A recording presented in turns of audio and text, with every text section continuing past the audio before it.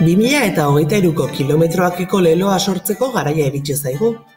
Hemen duzue leloak jaso behar duen ideia. 1973an, garai politiko eta sozial zailetan, euskaraz eta euskal kulturan oinarritutako hezkuntzaren aldeko apustua egin zuten gure herriko familia batzuk, eta orereta ikastola sortu zuten.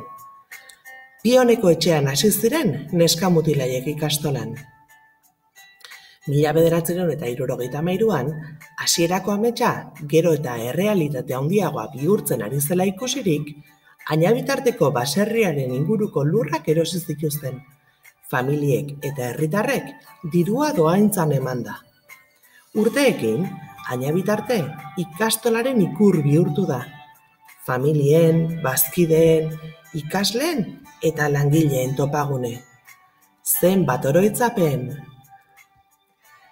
Urte hauetan guztietan, lanean tinko jarraitzari esker, gure hezkuntza proposamena etengabe hobetzeko ahalegin egin dugu.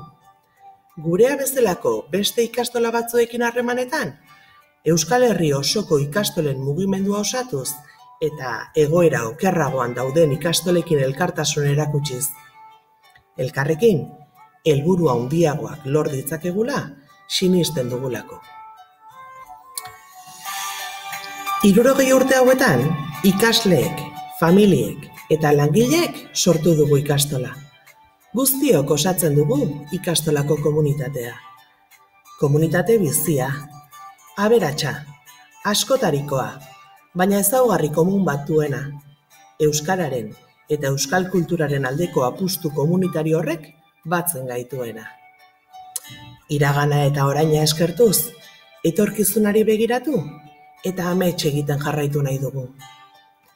Amets egin eta pausoz pauso, elkarrekin aurrera egin. Eta zuk, zein lelo proposatzen duzu?